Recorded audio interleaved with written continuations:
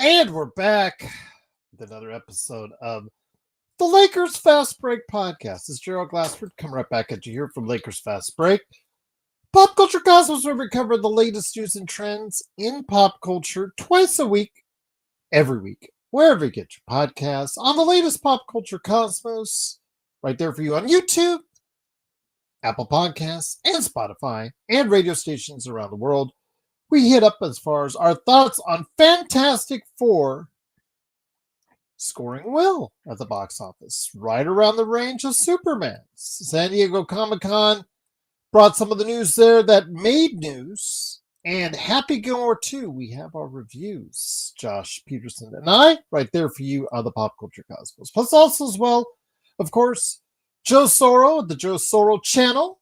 Go ahead and catch him there with the Dodgers Fast Pitch, and also as well the Joe Soro Experiment. Of course, you can also find him at the Joe Soro Experiment on Playback, and of course also as well our good friends, including Stone Hansen at Report_Court.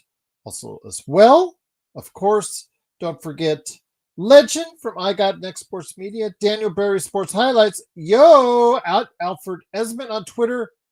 Don't forget, of course, Empire Jeff TV, of course, covering the Lakers and Dodgers, and of course, our good friends, the Lakerholics, Lakerholics.com. Oh boy, Laker Tom. He's already been trading LeBron right and left. So that's Laker Tom there for you. Plus, he's got an interesting article that he posted the other day at Lakerholics.com. So if you want to go ahead and check it out, it's right there for you. The guys do appreciate coming by across the weekend. So there you go.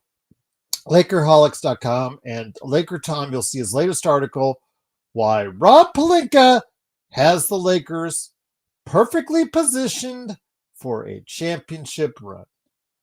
Not my words, they're his. So go ahead and make sure you give him a like right there at Lakerholics.com. Plus, also, as well, don't forget, we are here when you can.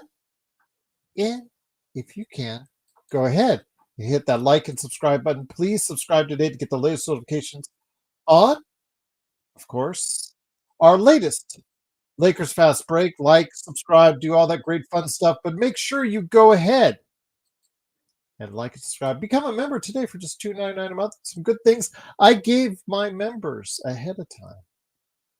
Of course, right there, my thoughts, the latest Fantastic Four movie, and also as well Superman. You got to hear my thoughts first, right there for you if you're a member today at just $2.99 right here at the Lakers Fast Break Podcast. What's up, Trevon? Hopefully all is well with you.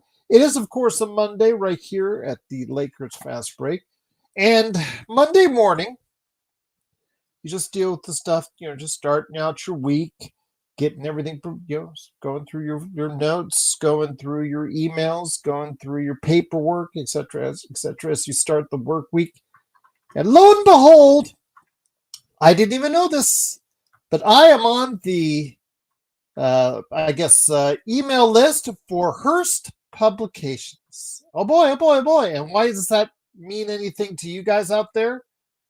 Well, I got the entire blitz in regards to the Men's Health digital photo cover spread of their monthly magazine. And who shall be on this month's cover? None other than the guy who's back in the United States, in New York right now, I think. It is, of course, Luka Doncic. What's up, Luke? How you doing?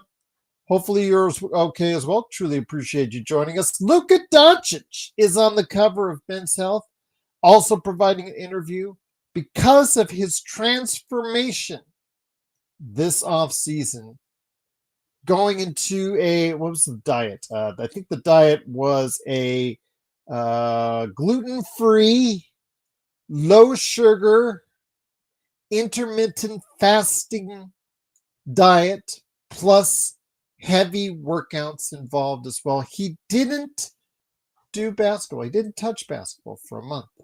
He basically worked on his body nonstop for a month, and look at the transformation. Indeed, all of you have seen it on either Twitter or Yahoo or Google, wherever, you've probably been catching it because it's all over that place out there. Everybody's been talking about it today. What things that we've been saying over the course of the past few weeks.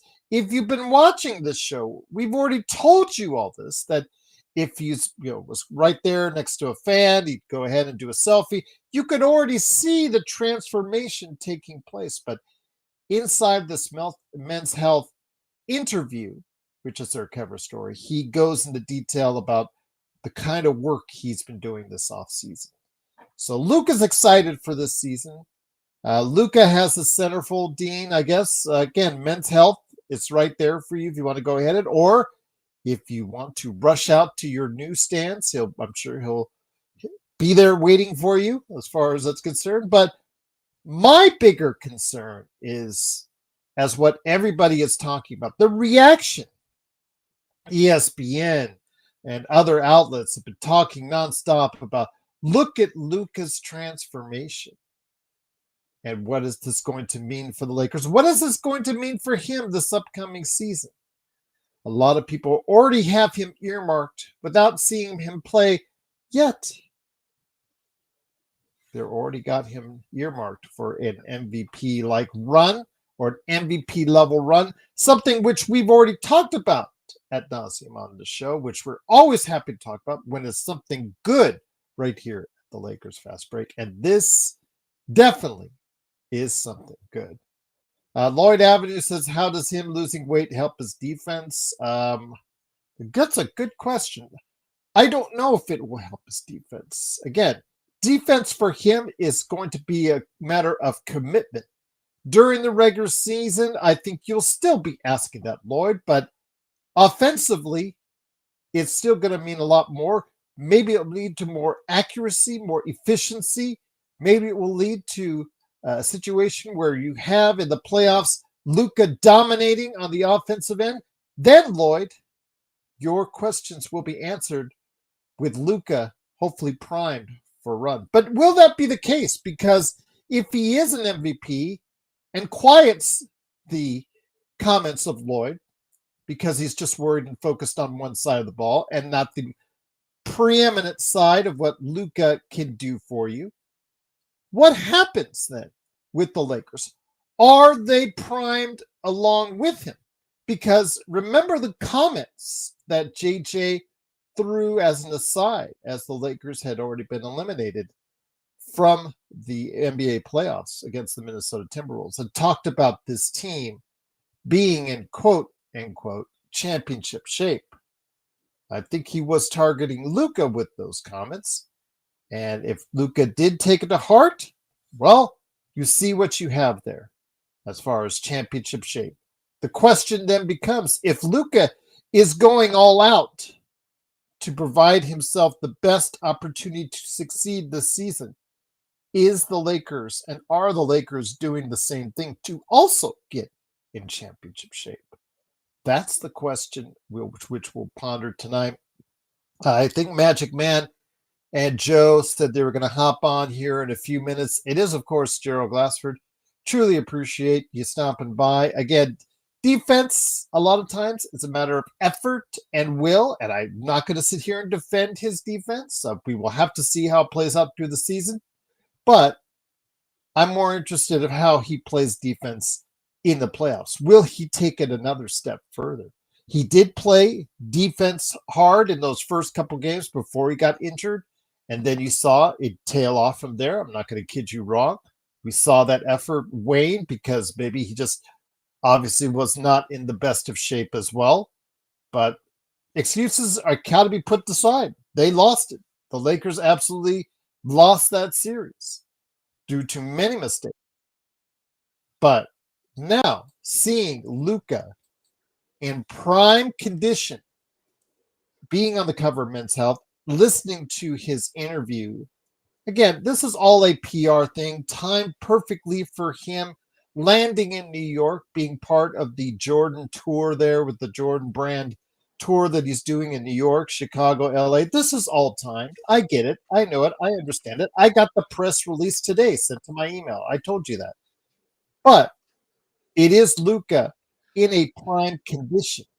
So I asked Joe Sorrell, who is here now, and Joe Sorrell, again, go ahead and make sure you check out him, Joe Sorrell on YouTube, also as well, the Joe Sorrell Experiment channel on Playback, also, of course, Corrupt on Steam, and, of course, his company, Simblades, SimbladesWithY.com. He is here now. Joe, you have seen the pictures. You kind of already saw the pictures already when he took photos with fans across social media over the past couple of months. And we already knew that he was in great shape. But this is just a validation. It seems like everybody else, as they say in the wrestling business, is smartening up to what we've known already about Luka Doncic being in quote unquote, to use the JJ Redick term, championship shape. Before we get into my other part of this question in regards to the team, let's get into the individual himself. How does it make you confident or more, inspired by what you may see from Luka this upcoming season, seeing how seriously he is taking this as far as his conditioning and his body transformation this offseason?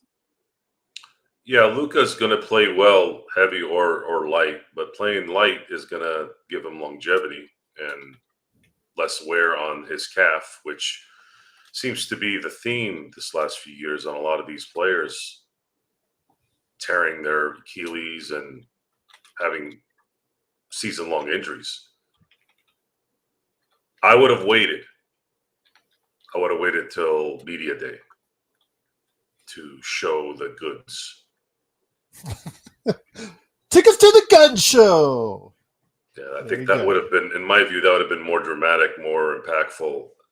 Think Daniel Day-Lewis. You don't really see Daniel Day-Lewis when he was acting. You didn't see Daniel Day-Lewis prancing and dancing all over the place. You'd see him in spurts, but ultimately you'd see him on screen. And it brought people to the theater when they found out he was going to be in a movie. To me, I prefer that way. Denzel talks about that a lot. I think he told, I'm sorry, I'm drawing a blank.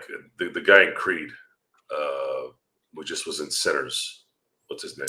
Oh, Michael B. Jordan. So he told Michael B. Jordan, he said, don't stay off social media. Make them want to come see you at the theater. If they see you for free on TV, then there's no point in going to the theater. And I'm paraphrasing, but that's essentially what he told them. And I agree with that. I think Luka's a movie star.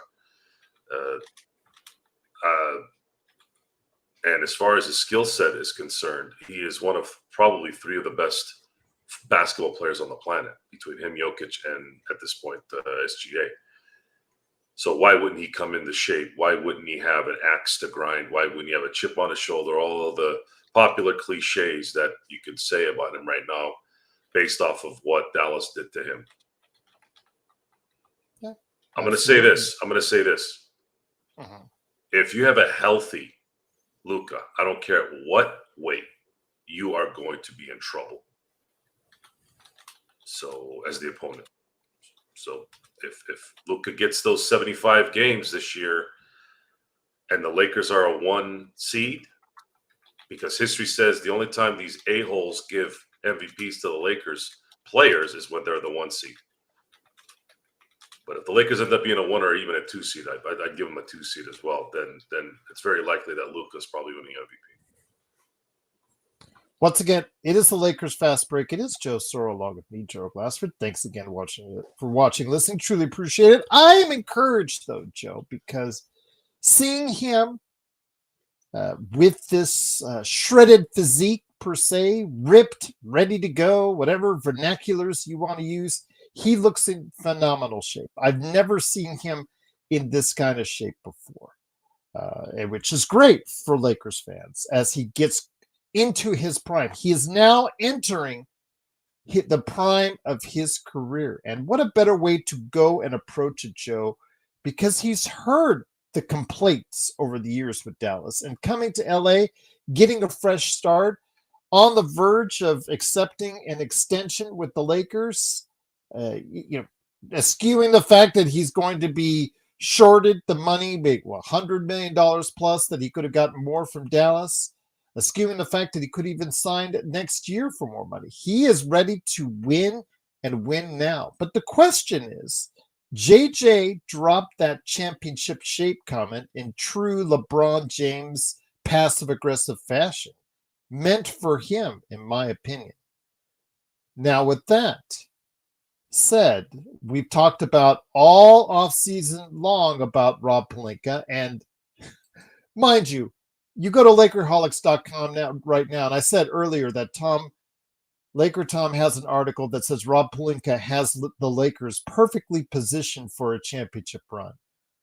You can say yes on that, you can say no on that, but the question is, as Magic Man Sean Grice joins us, and I'll get to him in a second, are the Lakers, in your opinion, Joe, in championship shape themselves if Luka is?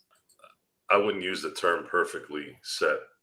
There's No, but Laker Tom did, so that's part of the problem. Laker Tom needs to. We've said this a few times. Needs to get off the lettuce because it's seriously. Look, this is a little bit of seriousness. I've been around potheads in my time, and they're all scrambled. They're all scrambled. Doesn't matter how old they are, how young they are, women, men, old. I live in Las Vegas. I drive by the billboards every day. At some point, that stuff is gonna seep in the more you smoke it. No. Look, I mean, if they really wanted a great commercial, they would have come to me and Joe, because he's right. Okay. And that remember that old one, Gerald? This is your brain, and this is your brain on drugs with the egg. That was a really good one. I think that's one of their best. I really think that's. If you replace that with scrambled eggs, like Joe said, like it would be more palatable, like both literally and figuratively. Make sure the eggs are a little runny. Yes, yes, because your brain is mush at that point. So I'll bring it back to you, Joe, and I'll get you here in a second, Magic Man. Is this team in its championship level shape, quote unquote, as Luka seems to be heading into this season? No. Okay. No, they're not. Why so? Because there's too many holes when playoff time comes at the moment. We still have to wait to see if DeAndre Ayton is going to play better than he did last year. Austin and Rui, the same thing. And how JJ Redick is going to preserve LeBron James. I'm not worried about Luka. Luka's going to do Luka things.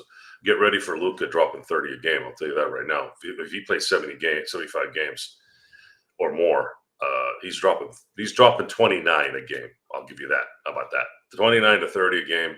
And he's probably going to average anywhere between 8 to 10 assists, and then probably 7. He's top 5 on as far as going for the. Luka's coming. He's coming for blood. And those games against Dallas, you remember Jordan the year he came back, right? The last 16 games, and then he went into the playoffs, won in the first round, but then lost to Orlando in the second round. He wasn't fit. Probably mentally too. Physically, yes, he had more of a baseball body, right? That's what he said. He was more prepared to play a baseball game than a basketball game. But also mentally, he wasn't all there. It's too early. It's too much competition. Too many good players in the NBA to just come in and start owning everybody out of nowhere, even if you're Michael Jordan. But what he did that summer is the next day, which eerily sounded the same thing from what I read, that the second they lost Game 5 to Minnesota, Mr. Doncic was in the gym. Then I think they said the next day. So, and we all know what happened. We all know what Michael did in 1996 after that. And this team is not the 96 Bulls, and they won't be. There's not enough talent there. There's not enough coaching there to justify that. But I'm talking strictly Luka Doncic. Luka Doncic is an all-time great, and he's in his prime. But he's really going into his prime square right now. So if this guy ends up playing 75 games, he is going to roll during the 82-game season. And all that needs to go with that is making sure LeBron has enough energy to end the year and make sure everybody else around him gets better. And that also will factor into how Luka can do that as well. Maybe Luka can go up a notch a little bit more in helping these guys play better. And then we'll talk about championship aspirations when the season is over, the regular season. We'll figure out what's going on after that. Also here today, good man indeed. It is, of course, the man from Toronto. He did get out of Toronto traffic to stop on by to talk about Luka's transformation and something else I'm going to hit the guys up with a little bit later on. Something else intriguing in the land of Lakers, per se. That was put out there on social media this past weekend. But we'll talk about the most important thing first. It is, of course, the Magic Man, Sean Grice. Sean, great to have you here, my friend. When we're talking about Luka, I did, again, as I said before you came on, I did receive all the PR stuff earlier this morning. I don't know how Hearst Publishing got the hold of me, but okay. That's always unnerving. But then again, I get a whole bunch of spam. That's always unnerving. I still got, people asking me for, $1 million, or say I want $1 million, or say I've been given $1 million from a Nigerian prince, I think it was. But be that as it may, my friend, this was actually a detailed synopsis of the interview that he had with Men's Health as a cover story. When you see him making this kind of transformation, putting in the work to do that, what does that say about your feeling towards, first off, Luka? Before we get into the team, your thoughts on that, Luka, and what he may do for the Lakers this upcoming season. Gerald, I'll hold my powder on that because you brought up a very important facet of life in the fast lane, especially in Western civilization. Creditors. Ladies and gentlemen, whenever they call you, here's what I'd like you to do. You're going to listen to them threaten you. You're going to listen to them tell you that if you don't give them what they want, they're going to take everything but the shirt off your back. So as you're listening to this, I want you to just be calm, kick your feet up, and after they finish that, you ask them the following question. What are you looking at right now? And they'll be bewildered, and they'll respond, what? And you will respond, what are you looking at right now? I'm looking out my window at my beautiful backyard. I can hear you're in a call center, surrounded by probably what is about 500 other people. So I'm guessing you don't have windows right now. And you keep responding with those questions, ladies and gentlemen, and you make them hang up on you. When it's over, I'm just going to say this. You treat yourself because you just won. I'm just going to say this. I called the other day to take care of an issue with my washer, and I spoke to 3 different people with 3 different accents in 3 different parts of the world, and I'll just leave it at that. Go ahead. Yes. Man. Oh, I agree, Gerald. I agree. You're speaking with somebody in Sri Lanka, and then the next call, they send you to Santiago, Chile, and then finally I'm talking to somebody in Greensboro, North Carolina. It's crazy indeed. And today was even funner because I got a 6-foot fireplace console landed right on my doorstep, which I didn't order. So I called FedEx, spoke to somebody from another part of the universe, and asked, this is yours. Would you like to retrieve it? Oh no, call Ashley Furniture. So I have to go out of my way to call Ashley Furniture to get rid of the fireplace that you left on my doorstep. The 6-foot, 250-pound fireplace you left on my doorstep. Okay. All right. Whatever. Okay, I'll take care of it. I've had to carry up a couple toilets up a flight of stairs, but never a 6-foot fireplace. I don't think I could do that. I got the pictures. I'll do the WhatsApp. I'll send it on WhatsApp later. I don't think I could handle that myself, Gerald. Yeah, it was not fun. I had to move it around. Joe could. I couldn't. Yeah, it wasn't fun. But need I digress on that? Let's get back to again. You know how many times I moved? You remember the big tube TVs? The big fat backs? The big fat ones. The fat backs. Not only was the TV, but it was also whatever. It was wide and then are the worst. Yeah. Yeah. The worst Sony TV. Vega TVs are the absolute worst. You want to know why I have back problems today? Just say Sony. But here's the they thing: get TV. those were hard to steal from a third floor room. They're hard to steal. They're hard to move from 10 I inches. had to take those TVs at least maybe 10 times as a youth up concrete steps. Forget about just regular steps. Concrete steps. So that means you can't touch the ground. Your hands are destroyed. That's probably why I have a high pain threshold whenever it comes to things. It was a disaster. Now I can carry one 75-inch screen on, just open it like this and just walk. The 40-inch Vega TV I used to have to sell at times 300 pounds. Mm-hmm. And I'll just leave it at that. Oh my God. So I get back to you, Magic, on this. We talked to Joe, and Joe had his answer. And my answer, I think, as everybody has heard this show, coalesce with Joe's on that. But I want to hear your thoughts. Rob has had a chance this offseason to go all in with Luka Prime. But again, you and I have argued with Joe on this ad nauseum. But even he admits, with Luka now in what can be called championship shape, is the team in championship shape surrounding him? No. Didn't think so. Why so, my friend?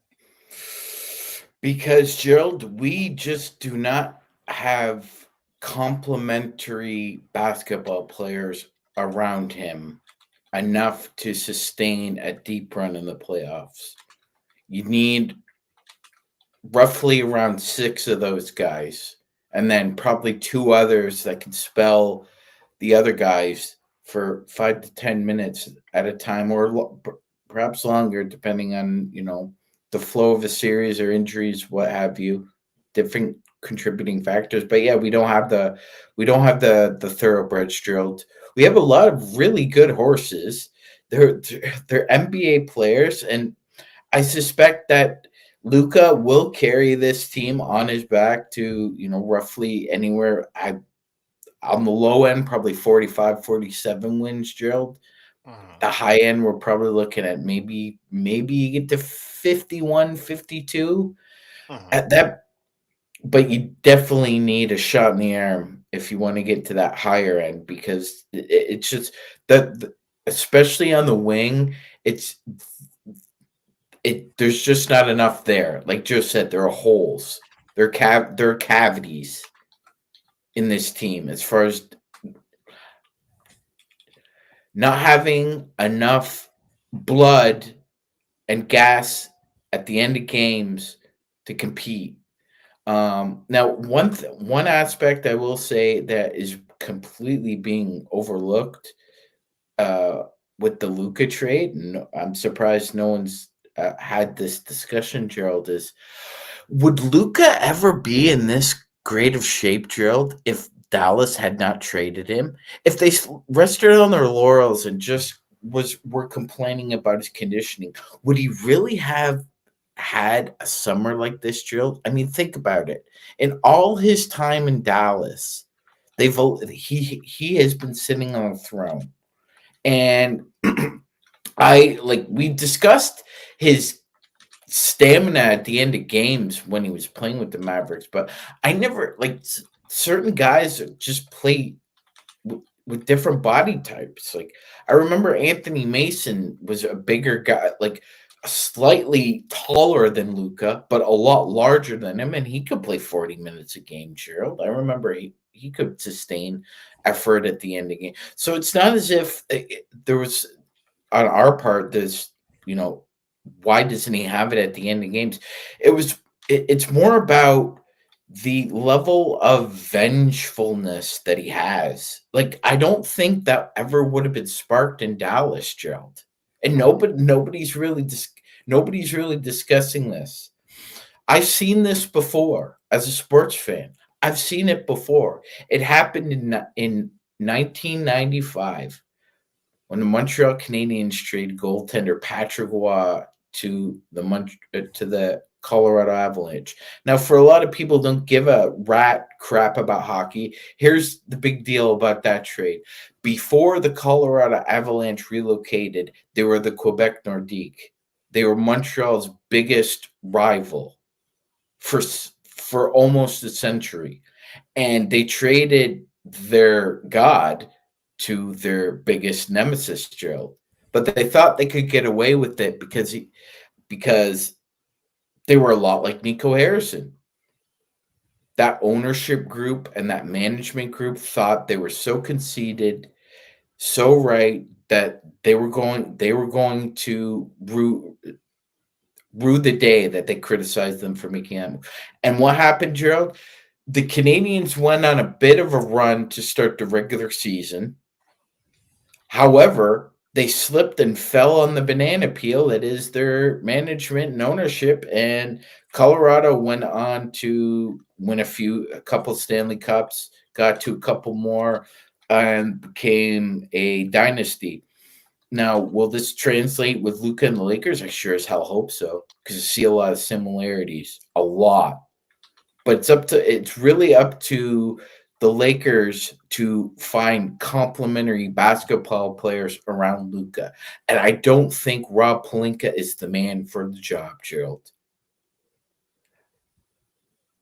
I think Rob has a knack for being able to listen to scouts and developmental coaches, Gerald, and really imbibe what they're saying, because, Alex Caruso, Austin Reeves are examples of players who Rob Pelinka didn't put on the trade market. He allowed them to thrive and flourish in the system. So it's not as if finding a diamond in the rough or being able to find synergistic players is beneath him, but he doesn't do it consistently enough to warrant optimism that he can do it with Luka on this Lakers team, Gerald. And and the proof is in the pudding. Despite the restrictions, there are certain teams that have been able to surround their superstar or their young stars with talent. We'll do one in both. So the two examples that me and Gerald I've discussed with Gerald since I've been on the show is when you're building a team, it's one or two ways. What the traditional way is you find your superstar, you get everything down to the studs, you build around that superstar, and you fill in the gaps. That one would probably be Oklahoma City right now. They got SGA and they filled in the gaps. And the other one is you have the core players. You just need that one guy that's left. And that team right now, Jared, would probably be Houston. Houston drafted well, they've developed well, and they were able to trade for KD. So it's one or the other. The Lakers right now are in the mid area, Gerald. They have transitional ownership right now, and we don't know what the money situation is as far as spending goes because they're so near the apron at this point. Now, is that by design from the new group to giving marching orders to the current regime, or is this the bosses doing this? Hard to know, hard to say. It's only speculative. But yeah, I would say at this point, you need a really good guard, you need a really good wing, and then another backup wing. And then I would say you're starting to look like a team that can build around Luka Doncic. And in response to Trojan, yeah, I heard that the past couple days in regards to Nikola Vucevic possibly being another one of those buyout rumors that we're hearing, because he's the name of this week. Last week it was Drew Holiday, Joe. This week it's Nikola Vucevic. Next week it'll be someone else, and the next week, and the next week, to get us through this long period of time without any basketball.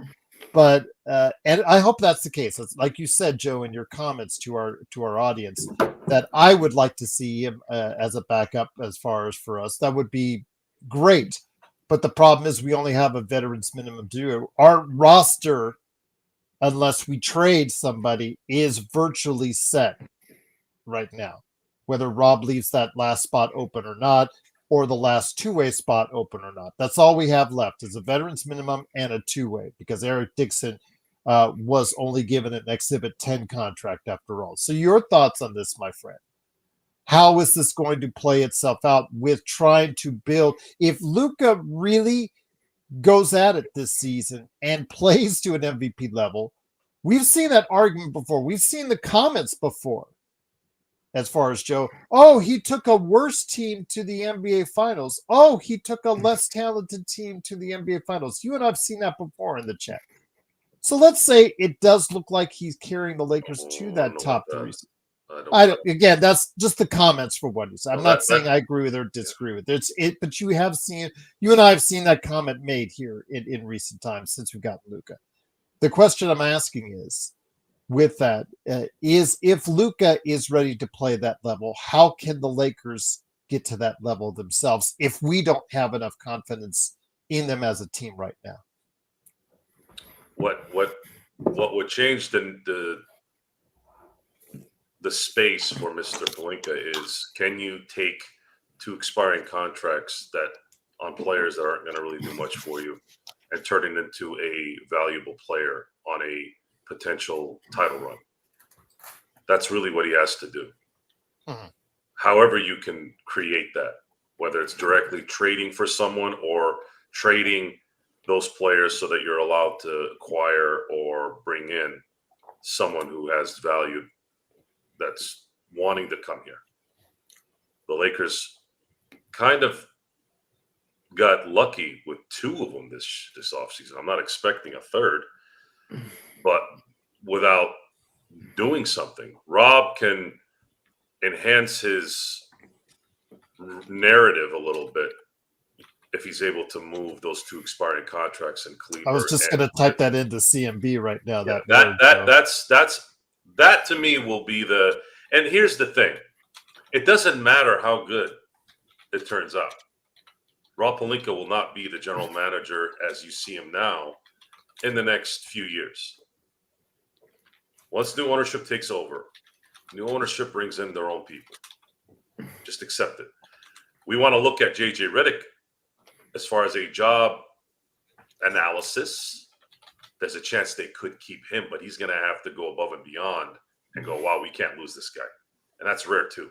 It's rare when new ownership comes in and they don't want their own GMs and their own coaches. So I'm not married to anybody here. I'm not enamored with Luka's offseason regimen. I'm not sitting here going, oh my God, it's an athlete who got ready in the summer. That's why I'm saying I would have rather have him showed up like this at Media Day. It would have been more dramatic. It would have been really dramatic because he would have been quiet. And I know it would have been hard because he's playing for Slovenia, but a lot of times the camera can do weird things. Like people will be saying, hey, man, that line looks skinny. Hey, this, and that. But then when he's in all his Laker gear and he's at Media Day answering questions, then at that point it becomes more of a show. The end result for the Lakers next year is a mystery, like all other potential title playoff participants. I can't put all 29 in there because we know there's probably going to be about 15 that aren't going to win dick. I'm not going to put them in there. But there's a chance that the Lakers could win it all. There's a chance because you do have Luka Doncic, who's one of the three best players on the planet. LeBron is viable, still viable. And then you have hungry players there that are young too. So I guess the mystery makes it exciting a little bit, doesn't it? Yes, it does. If we just knew that, did we really know that the Lakers were going to repeat in 2001? Did we really know they were going to three-peat in 2002? I remember my feeling at the time. My feeling was, who's going to beat this team? It was a roller coaster in 01 until the end of March. End of March, they finished that season 8 in a row, and then they wax Portland in 3 games, winning by double digits in all 3. Then Kobe drops 48 points. You know, the second fiddle during that team, during that run, right? He was the second fiddle, right? 48 points, 16 rebounds for a guard. 16 rebounds for a guard on the road to close out a sweep against Sacramento. And then, of course, they proceed to destroy the 1 seed in the San Antonio Spurs. Last 2 games being 39 and 29 point shellackings. Oh, and then they lose the first game to Philly. Still, one of the worst calls I've ever seen. A offensive foul on Robert Horry when the Lakers had the ball with the lead in overtime, a considerable lead in my view in overtime, and then ended up losing that game. But then, of course, they ended up backdoor sweeping them and going 15-1 to win a championship. Those times, yeah, we knew. 2002, I had a pretty good feeling they were going to three-peat. Now we don't have those. We don't have those luxuries. We have Oklahoma City who wins 68 games. Yet, is it scary? Denver, who has the best player on the planet currently. They're the most recent champion in any sport I can remember where they weren't the story of the finals, Joe. Tyrese Halliburton was the story of that finals. It wasn't OKC. And Denver wasn't the story when they won. That's what made Mike Malone angry. They were still talking about LeBron and the Lakers. Well, the truth is what the truth is. It's just no one wants to know what the Denver Nuggets are doing. They don't have that guy. LeBron James is still the face of the NBA with, and to some degree, Steph Curry. LeBron is a better player than Steph Curry. It makes sense, right? And Steph Curry is an all-time great, but LeBron is still the face of the NBA. It's not SGA. SGA doesn't have a transcendent face. Neither does Jokic. There's a chance that Luka could be that guy, but we don't know that yet. Whenever somebody says mysteries can be fun, I always think of that, Gerald. Absolutely. A boat's a boat, but the mystery box could be anything. Could be a boat. Could be anything you want, but so Joe and Sean, again, I got the media blitz. I was part of the media blitz, but you saw it today. ESPN couldn't get enough. There's eating it all up. And all the other sports outlets just could not get enough of Luka Doncic with this transformation, which you guys, we've already talked about on the show. We said if you just saw him taking photos with people, he was right there all over social media already. You could see what the transformation was going to be like. But it's interesting to see, Sean, as you're eating right now, this is what I was going to touch on. He talked about a gluten-free, low sugar, intermittent fasting diet in order to get, along with obviously heavy workouts, to get where he's at right now. Which I have to chuckle, guys, because I was at the game a couple Mondays ago and I saw the entire Lakers squad eating $4 popcorn, including Austin Reeves, Jackson Hayes, and DeAndre Ayton and the like. It's just munching away now. While Luka's intermittent fasting, they're eating popcorn. So, yeah, there you go. But Gerald, can we dispel a myth on LFB? Can we do that? There's no such thing as a fucking diet. Okay. There is no such thing as a diet. There is caloric intake and energy output. And when the energy output is higher than the caloric intake, that means that the body will lose weight. It's math, Gerald. It's not the new math. It's just regular math. And no diet. And I whatever it takes, right? I believe in intermittent fasting. As a type 1 diabetic, it has helped me greatly over decades. So I'm a immense, vehement proponent of intermittent fasting. I So it sounds like he's had more of an alkaline diet, which is what I eat as well. Very little acidic food, very little processed food. You're eating a lot of root vegetables, like cruciferous vegetables, Gerald. Stuff that's really good for your bones, especially calcium and phosphorus.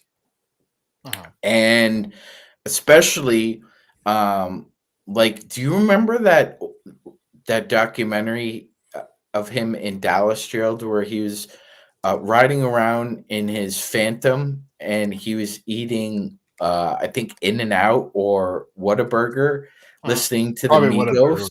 Yeah, that is not good for you to eat at all. But especially when you're a top shelf athlete in the NBA, that stuff is not good to eat. Like, if you really want a good cut of beef, Gerald, call the Dallas Mavericks or ask your team physician for a good um, nutritionist in the Dallas Fort Worth area. You know, But the one thing I because want to he ask, can afford it, Gerald. yeah, Gerald, a lot of athletes now, and you see it, I see it in the NHL, the NFL, and now the NBA. You can hire a really good nutritionist for less than 100K, and they can properly give you the diet you need or the energy you need to be at your peak performance. LeBron does it. KD does it. I know Kawhi does it. Connor McDavid does it. Mark Stone for Gerald's Vegas Knights. They all have personal nutritionists. So I mean, it's about time. It's about time, isn't it? Looks like it, indeed. But one of the things he kind of strayed away from a little bit, although there is some pictures there in regards to him with the basketball, with the weight training, and whatnot. But Joe, he kind of leaned away from working more on his He worked more on his body and kind of leaned away from focusing on the basketball end of it. Was that a good thing in his comments? Was that something that maybe could refresh him so that he'll be focused playing in the Euros, as Vari mentioned in the chat, and then ultimately for the Los Angeles Lakers here in a couple months? I don't think he's going to forget how to play basketball. He will be playing basketball. Taking some time off sometimes is good. Absolutely. Less wear and tear. Not everybody will be Kobe, right? Kobe is insane. And even Kobe started getting flat tires towards the end of his career just because of that. Yeah. But he gave so much the first 14, 15 years. It didn't matter, at least for me anyways. The purpose of this season is to usher in the new Lakers, truly the new Laker future. So Luka Doncic will have an offseason, which seems to have already gone underway in preparation for the year. He's going to have basketball shape to boot with the Slovenia team. And all the drama that seems to be festering in and around the Laker world isn't affecting the Lakers, because smart Laker fans, not the ones that continue to look at the blue light outside with all the moths and the flies, the true Laker fans that understand what's coming are relaxed and understand that they're in a very good position, not only in leadership, but also in talent, that in a very short amount of time here, the Lakers will be back to focusing on things that matter instead of drama, instead of sound bites, instead of social media rants, innuendos, silent treatments, agents talking out of their rear end, things like that. Sometimes you gotta. There's a scene in Gladiator. It's in the extended version of Gladiator where the Emperor is talking to one of his guys, one of the guys that follows him, and he says, "There's a fish under the water in the sea that lets its enemy think it's incapacitated, and it'll even let the No, enemy. it nibbles it. It nibbles, right? And it still doesn't move. This is what needs to be done. Let it keep nibbling. Let it keep doing its thing. It's kind of like reading sometimes the comment section on our show. Sometimes you have these guys that you can tell are trying to get under your skin, but then you let them nibble a little bit. Don't say anything. We say something most of the time, but sometimes I don't. Sometimes there's certain guys that you can warrant. Just let them nibble a little bit, and then in the end, you'll get them.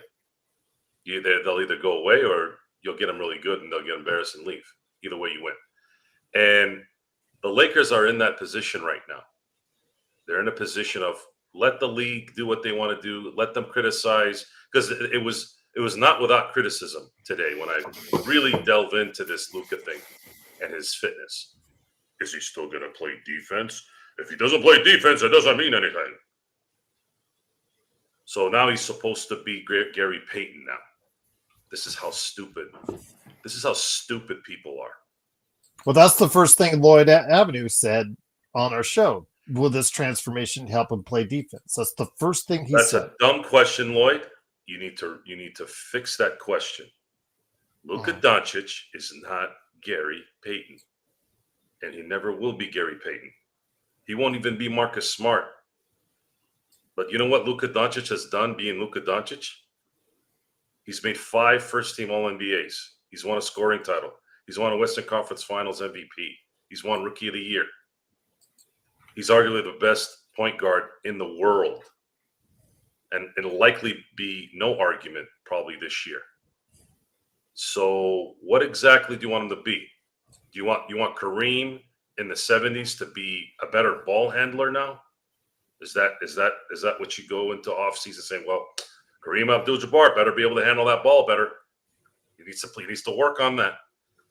Luka Doncic is never going to be a defender, just like Magic Johnson never made a first-team all-defensive team.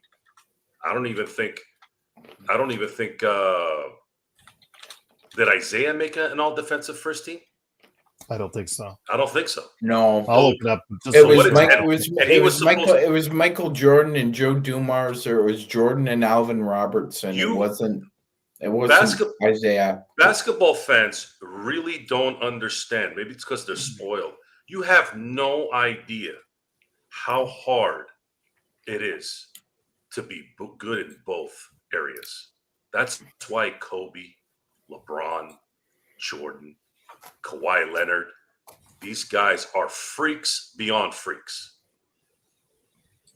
You don't make those guys every day. I just named you 4 of them. I can't remember the other 2. Alvin Robinson, Gary Payton, and Gary Payton was a little different. I think Gary Payton. Love. He was a point guard. He didn't impose his will. Gary's the best sabotage point of attack defender. And to officially answer your question, the answer is no, Joe. He never made a defensive team of any type. You don't. It's not fair. I'm saying this as a joke. It's not fair that you have a guy that can dunk on your ass at will, and then on top of that, go back on defense and shut your ass down. Scottie Pippen is the other one too.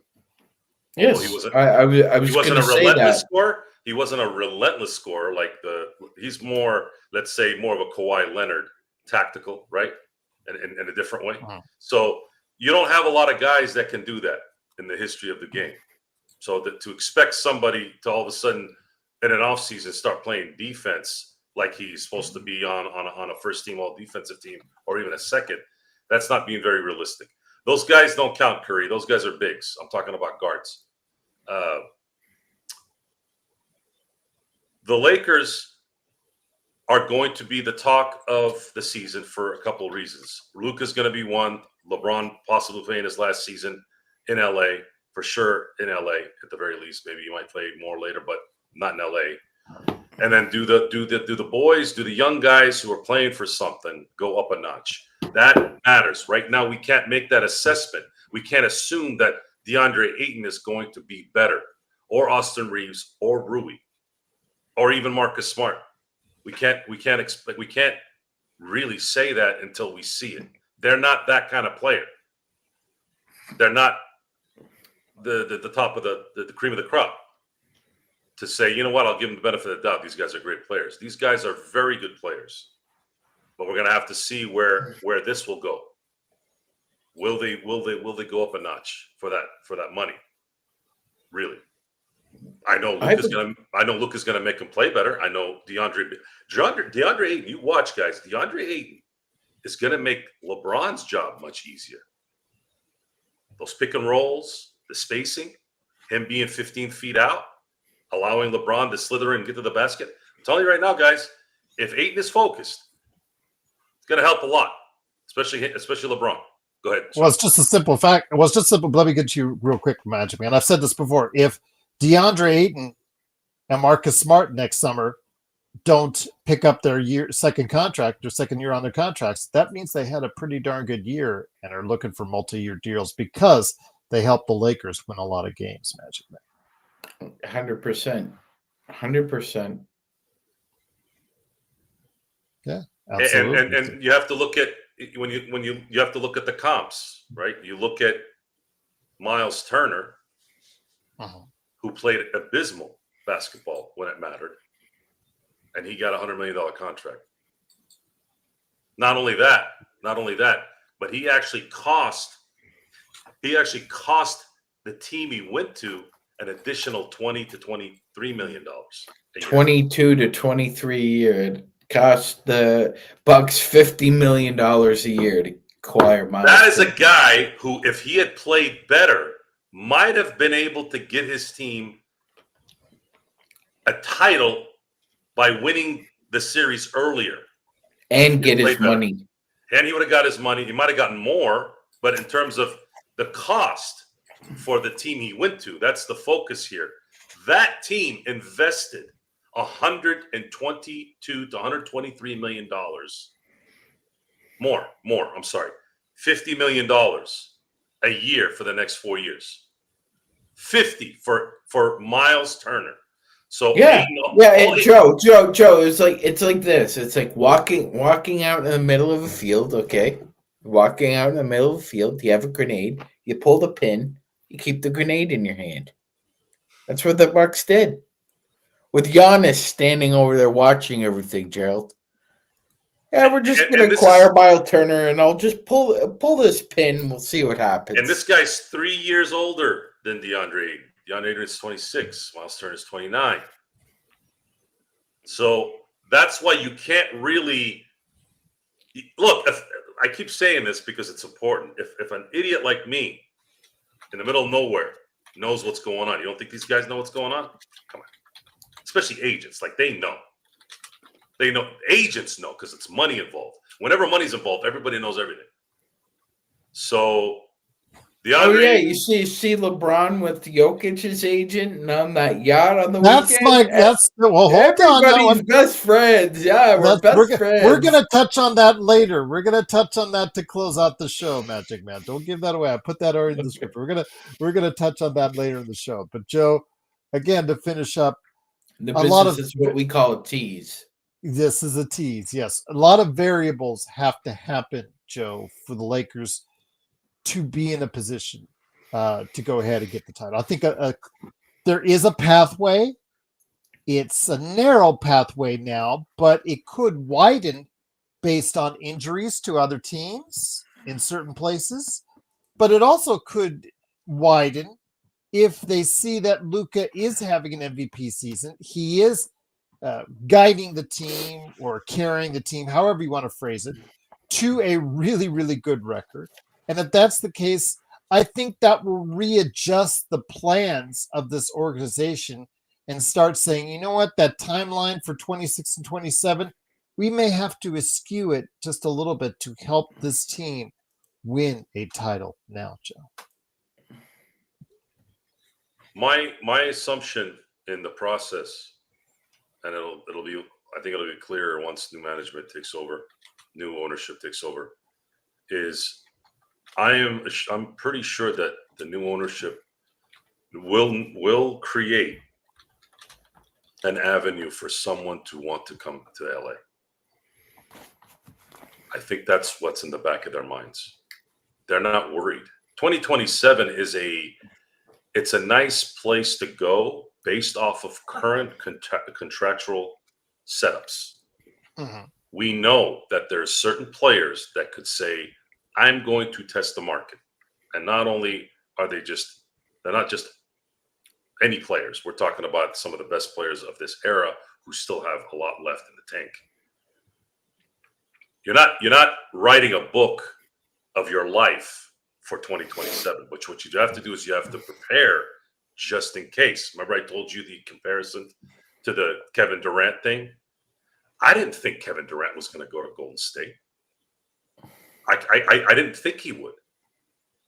And if Golden State had sat there a year earlier or 2 years earlier, knowing how the contracts were going to play out with Steph Curry, if they had said, come on, Kevin Durant ain't going to leave Oklahoma City to come to Golden State. Yeah, come on. If they had that thinking, they wouldn't have got him. That would have been 2 less titles. So you can't have that thinking. There's a reason why these contracts are set up the way they are. And the way it's playing out in LA, you have an all-time great about to hit his real prime and an ownership that has a reputation of being very dominant in how they run an organization. Somebody is going to want to come here. And it's going to happen between now and 2027, whether it's through free agency or a demand to go to LA. It's going to likely happen. That's the good part. That's the good part. And you're talking about a guy on your team right now who's getting into shape, who's in shape, who's only 26. This guy's going to be great for at least another 6 to 7 years. So if I sat down Luka and I said, Luka, I know you're kind of in a whirlwind here. You thought you were going to spend your career in Dallas, blah, blah, blah, blah, blah. But I need you to focus on building this sucker because we got new sheriffs coming in, and they're going to make sure you're going to be happy, and we're going to make sure you're going to be competitive, and then you're going to have a chance to win 3 or 4 titles. You might have to wait a year or 2, but you're going to be competing for titles. That's the problem. If you have to there wait isn't a problem. There is not a problem. It is a problem because this goes back to our because how are you going to win this year with what? You just you're not with what? What are you going to trade to be to be the favorite to win a championship? What are you going to trade? Who are you going to get? Again, you've got $50 million in expiring contracts that get much more desirable by the trade. No one wants those guys unless you have draft capital. Plus 2 first-round picks. So you might have to saying to a player in his prime, you might have to wait a year or 2. Saying to a fan base, you might have to wait a year or 2. Michael Jordan waited 8 seasons. Especially telling the Lakers fan base you might have to wait a year or 2 before they won their championship. Meanwhile, Boston is going to eventually reload. No, they're not. No, they're not. You're not. Oh, okay. You know the Boston Celtics organization, who you've called, who you have complimented on.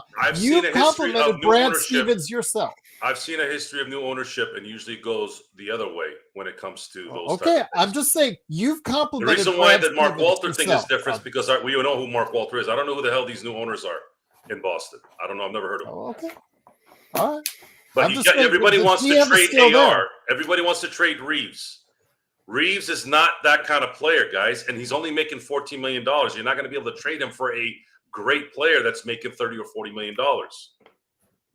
It's not in the cards. So telling Luka you might have to wait a couple years isn't an insult. It's reality of the current structure. But once the 2 years comes in, you're going to be competing for the next 6-7 years and have a chance to win 3 or 4 titles. How's it any different? How's it any different than when you bring in a quarterback? When you're going to offer him a contract? How many rookie quarterbacks come in the NFL and win out right out the gate? How many? Okay, you had the anomalies. You had anomalies like Big Ben. Big Ben won a title in his 2nd year. How long did it take Peyton Manning to win the Super Bowl in 1998? He was drafted in 1998. He didn't win a Super Bowl until 2006. You don't think he wanted to win in 1999, 2000, 2001, 2002? 2003, 2004. You don't think he wanted to win when he was winning MVPs? It doesn't work like that in team sports. This isn't playing tennis or playing golf where the individual has the power. Wait till I'm just trying to give what the guys wanted. So, Hernan wanted me to get a little bit angry, so I got a little angry. Sorry, I try. I mean, for some guys, it takes even longer. Joe, Sidney Crosby won his first Stanley Cup less than 6 years in the NHL. It took Alexander Ovechkin almost 14. Okay. So I want you to keep telling the fan base out there. Wait a year. Well, no, we're not. No. I'll Joe allow was me saying to. that. No, well, that's not what he's trying to say. That's the way it's coming out. Here's what I'll say. Here's what I'll retort with, Gerald. Joe usually never minces words. He's usually very descriptive. Well, do you remember Better Call Saul, Gerald? Did you like that series? Yes. Okay. So do you remember towards the end where the DA and Marie are sitting at one side of the table and Marie's berating Saul Goodman while he's sitting there just listening to her, and then he gets to talk and he starts talking, and then the lawyer says, "You think a jury's gonna buy that? All I need is one." That's right. All I need is one. And that's what you say about disgruntled NBA stars. All I need is one dumbass GM, and line them up across the street. Joe Gerald, about 25 names, because I only know about a handful of them who got more than half a brain. So it's good. I agree with Gerald. It's up to Pelinka's due diligence, which he should perform daily to try and get the best deal there. Because there's always a sucker around the corner. And I'm not saying he's done a bad job this offseason, Magic. He got 3 players, relatively inexpensive, low risk, high reward returns. The problem is he did not go all out. It's clear, like LeBron. You know what? Forever you want to say, and wherever we always complain about the passive aggressiveness and all the statements, the Rich Paul statement when he signed was true. The Lakers are on 2 different timelines. They want to compete a little now, but they want to save their money for later. And they want to, doing so, you cannot go all in on your team right now in order to accommodate said other timeline. So again, for what he did and what he's doing, I don't think he did a bad job at all this offseason. I gave it about a B minus. I said, that's good. You know, it'll make the team competitive. Most of the guys in here in our chat have a clear head about it. We're thinking 3 to 6 right now. That's great. But is it going to get you in the range of where Lakers fans want to go? And in the prime year of Luka, now look, Joe did say, and I will agree with him, he has a style of play, although he is, I guess one of the things I saw that was funny with Luka Doncic article was him improving his vertical leap, and you can insert your own joke in there if you want. But he will have a prime of about 6-7 years. I get that. I understand that. But wasting any one of them without putting forth your best effort as an organization, you're going to have to answer to somebody, whether it's the owner, whether it's the fans, what have you. We're going to be hearing about it. I disagree, Blood. I disagree. I think it's quite possible that the Lakers, if they have due diligence here, and if they play their cards right, and I know there's 2 big ifs, but you can rent somebody in the NBA, Blood. You can rent somebody. I will say, and this team has a habit of being able to rinse multiple times.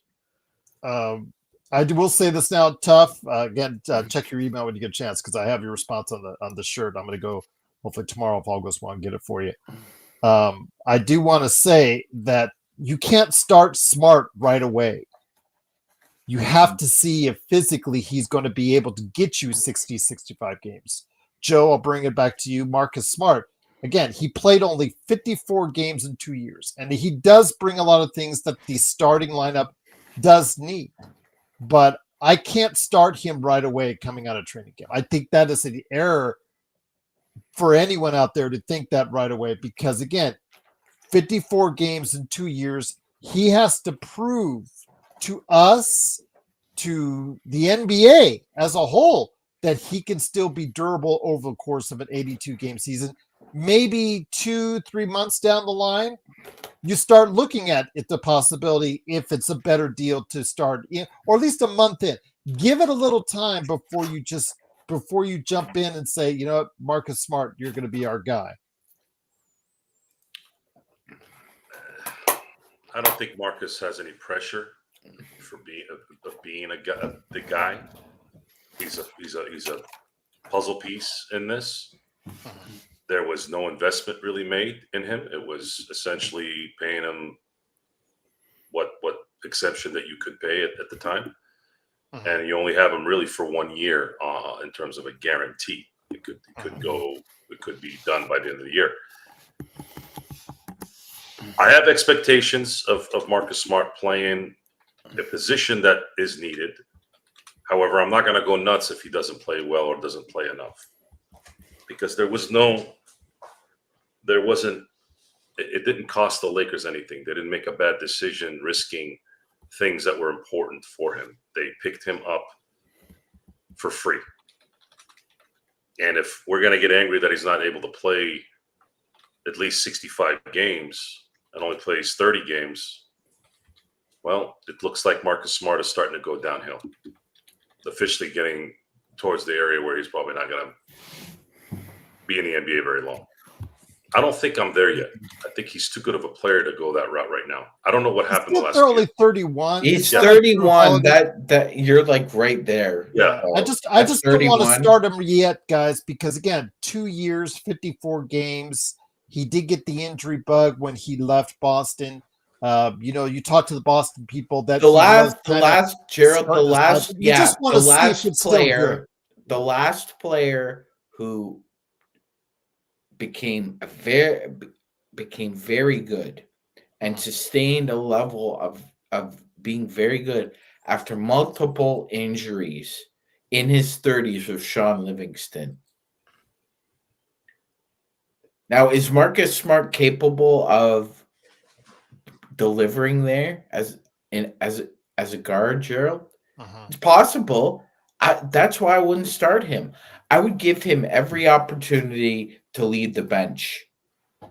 Okay, Marcus, you fancy yourself a playmaker. He did, Gerald. In Boston, he fancied himself a playmaker. He considered himself one of the best playmakers. So, you know what, Marcus? This is what I would say if I was JJ, Gerald. I would close the door. Marcus, our bench is shit. There's no other way to say it. There's no other way to say it. Our bench is shit.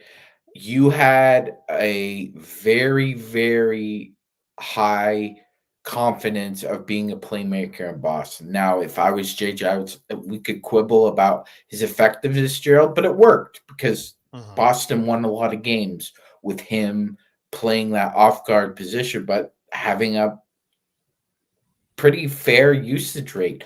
So I would give him every opportunity to lead this bench squad. Take as many shots as you want, Marcus. Distribute the ball as much as you want. You lead this bench because we are not going to survive a season if our bench is only scoring about 25 points a game, which is about what we averaged, ladies and gentlemen. And there's a good sign here. There's a good sign of something that just came out today. The Miami Heat were trying to swing a trade using Terry Rozier for Marcus Smart. So that's a good sign that Pat Riley saw something that was still there with Marcus Smart. You remember we've talked about this the last few years with the Miami Heat letting go guys and the Lakers picking them up and turning into dog shit. Kendrick Nunn. Oh, well, yeah. And well, now, Gabe. Now we have to use that to our advantage in reverse. If Pat Riley was, I'm assuming the reason why the deal didn't go through is maybe Washington was asking for too much. They're like, I can't do that. Oh, and Terry Rozier might be looked into by the by the feds for. I wonder what happened now. Right. So, Hey, you know what, Pat? You know, Pat, we'll get back to you. Yeah, and the NBA is probably going to have those half times during the All-Star game where they care about people, care about people's livelihoods. But yeah, Bet FanDuel, go broke. Yeah, go broke and destroy your families while you're at it, guys. But keep watching the NBA, by the way, guys. We want you to watch the NBA. We want you to watch this. We want you to watch this 3-point contest while you're gambling. And not only are you gambling, these gambling apps they make you gamble every minute. Remember when you would put a parlay in and then you relax and hope that it works? Now you have apps that are telling you in the third quarter. Well, BetMGM sends you one every give you 12 bucks. seconds. Just say no now. We give you $12. So these guys are creating crack fiends. This is sick. It is so bad. I have cousins that watch the show who are begging me to help them with this shit, right? And I'll help them. I'll throw some knowledge here and there.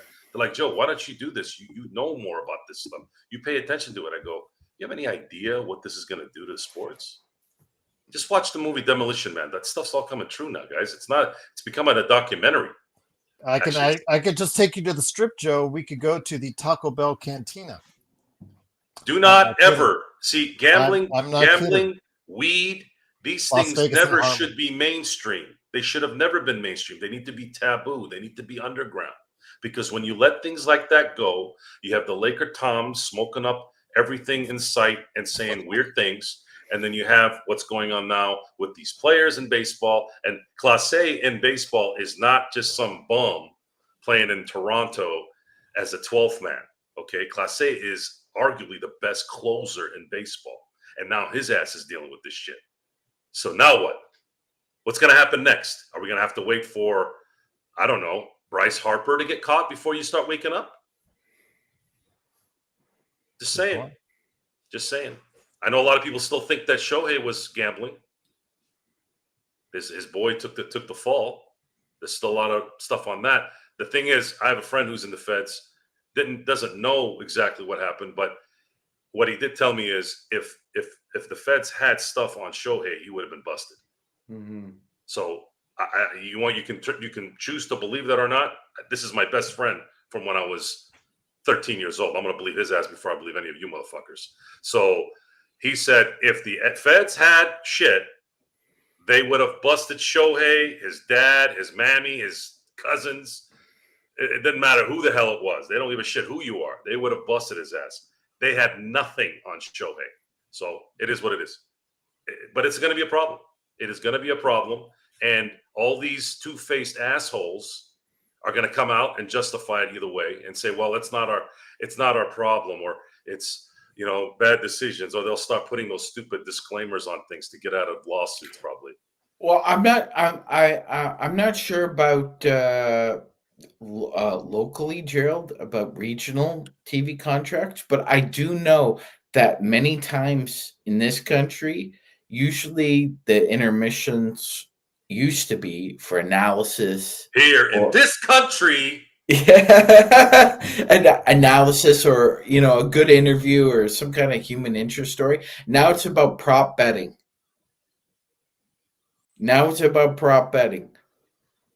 What used to be a Super Bowl thing is now the mainstream.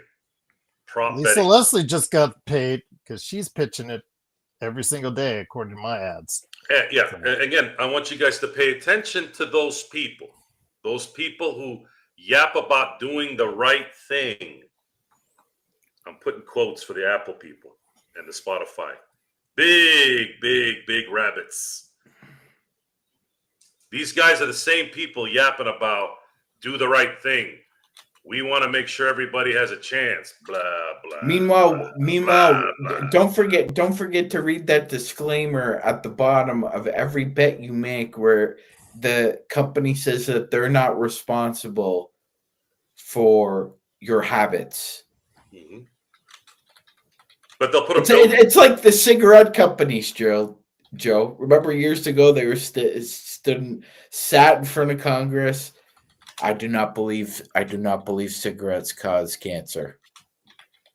These get these guys who run these companies up. I like, just as an example. Sometimes, Joe, you got to take somebody behind the barn, pull down their pants, and tear that ass. But they want it. A lot of the public wants the drugs. They want the gambling. They want the debauchery. They want it. But I don't think people realize the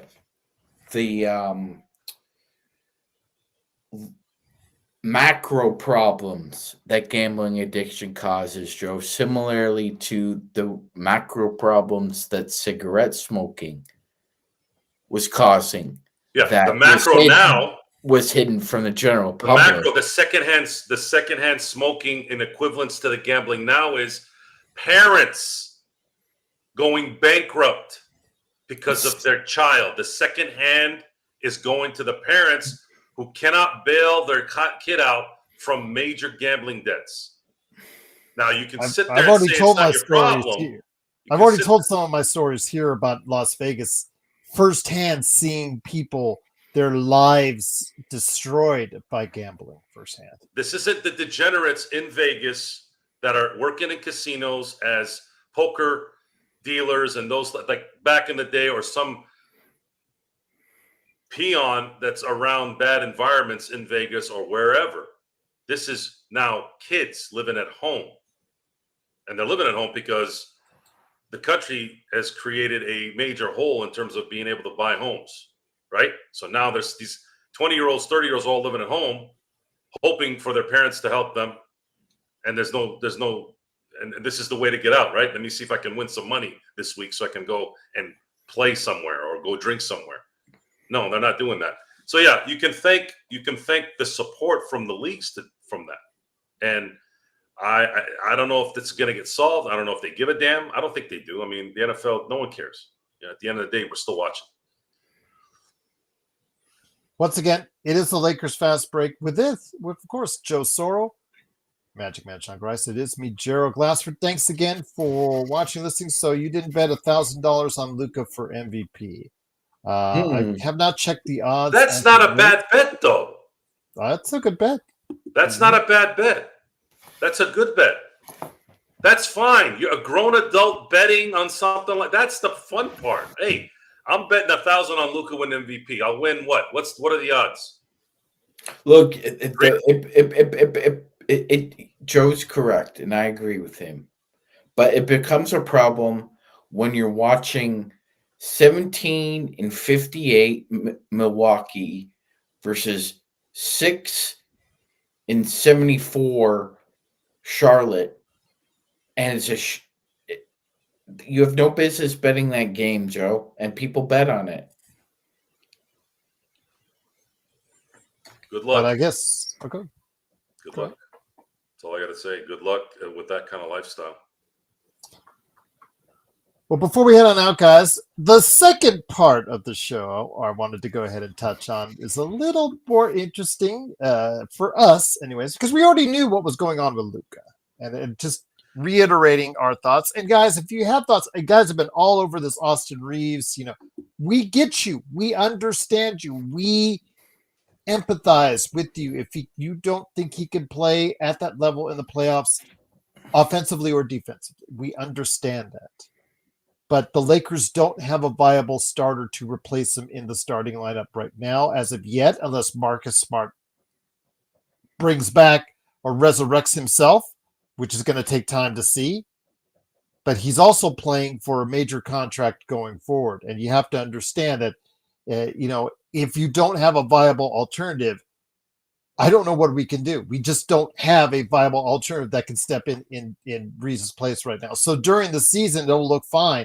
But I get you. I am as petrified as you guys are in regards to what he will look like in the playoffs if he's still on the team by that point in time. But again, with an expiring contract, we will wait and see what's there. But before we head on out, LeBron James, who was actually working out, trying out his new, Nike LeBron 23s, was working them out earlier, as you saw on Twitter. But it was what he did a couple days ago that was very interesting, Magic Man, which you mentioned, is that he was in Saint-Tropez, France, I believe the south coast of France, if I'm not mistaken. One of the most luxurious, elegant, and I guess very nice vacation spots on the entire planet. And he just happened to be there with his wife and the family, enjoying life, as it were. And wouldn't you know, he just happens to be on a boat taking pictures with him, Maverick Carter, and the agent for Nikola Jokic, which got the Rock's eyebrows from some people out there on Twitter. Your thoughts on this as far as why? Why did it have to go out there? I mean, taking a picture is one thing. That's fine. You keep it for the family archives and all that's great. But what is the meaning? What is the purpose when you do these things and you know it's just going to stir up more trouble? Yeah. Well, knowing LeBron James business-wise the way we do, Gerald, I think there was a bit of a carrot at the end of the stick. I'm not sure who that carrot is for, though. I'm not sure if it's for agents and players, or it's more for his own brand. I can't figure that one out. I would need more information when it comes to that stuff. We get what we get on Instagram and Snapchat. That's it. That's what we get. So I would suspect this is knowing his motivations for his own brand. I would just defer for that it's about him.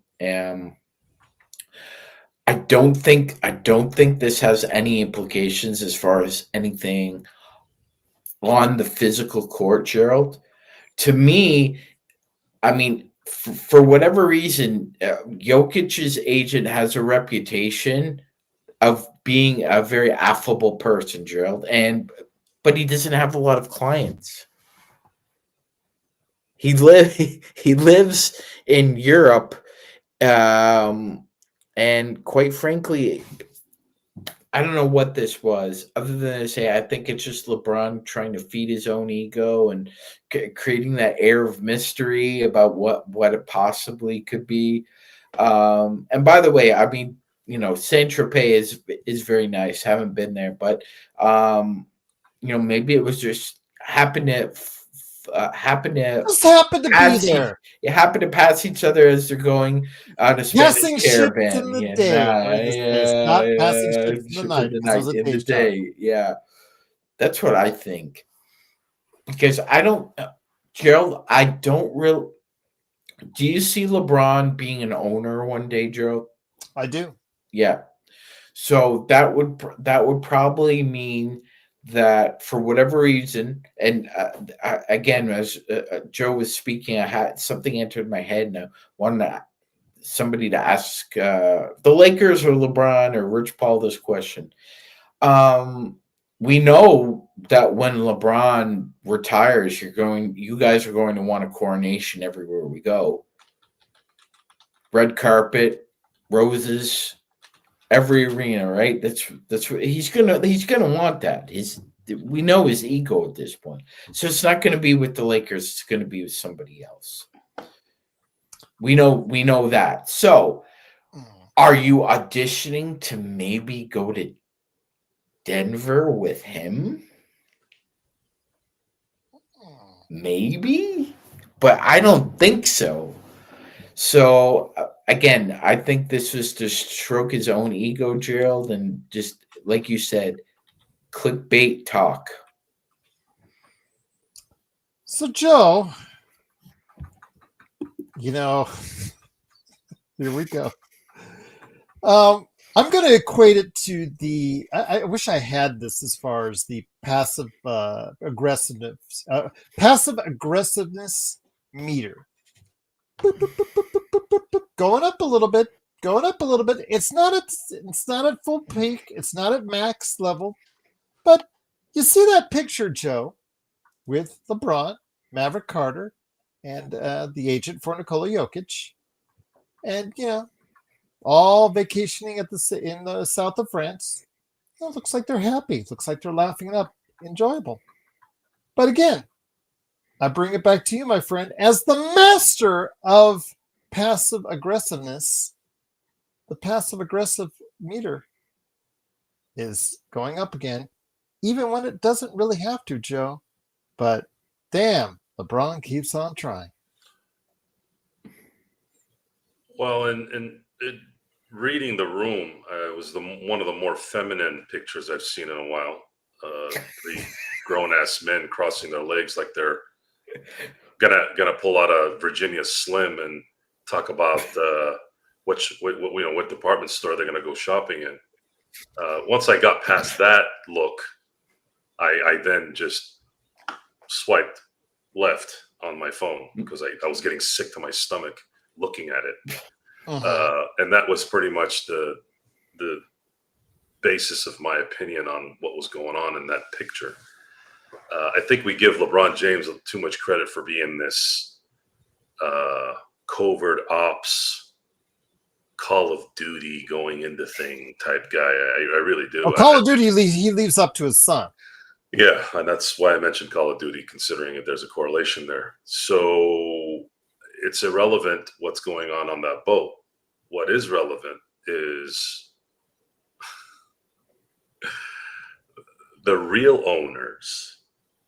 The real owners. When I say real owners, I'm talking about majority owners, not figurehead owners, not minority owners, are already coming. And it doesn't matter what visuals we see. It doesn't matter what manipulations that might be working underneath. It means nothing in 10 months. Unless the Lakers win a championship. But notice it came around the time, though. It came around the time, Joe, that Luka announced he was coming back to the United States for his New York City, Chicago, LA tour. Convenient timing? No? It's okay. You want me to go deep on this? Let's go. We've got at least a half hour. Sharon here? Sharon's not here. Sharon, are you here? I'll give you 10 seconds to show yourself. I have not seen her. We're through the looking glass. This is going to be a double whammy. This is going to be a double whammy. It's not only going to be a LeBron. It could be a LeBron slap, but it's also going to be a gender slap. Oh, here we go. There's some smoke there, but there's a lot of fire. So can't wait till YouTube cancels me. One of the reasons why it's difficult for, I'm not going to mention work. I'm just going to mention in a personal environment. The reason why it's difficult for women to have good relationships with other women, I'm just going to hide, is this kind of stuff. That the attention goes away, right? It goes away. The reason why I'm mentioning it that way, the reason why I'm using that comparison is because people can relate to that, Gerald. And it's not a lie. It's true. Okay? It's very difficult. I've seen it. There's too much competition. There's too much subconscious or conscious jealousy. So if indeed there is that going on, and I'm not saying it is, I'm going by what you said. So this is your fault. If indeed that is what's going on, if that's what is going on, it's all the more reason why this fiasco needs to end. Instincts, baby. Follow your instincts. Human instincts is an amazing thing. It's not just women with intuition. Men have it too.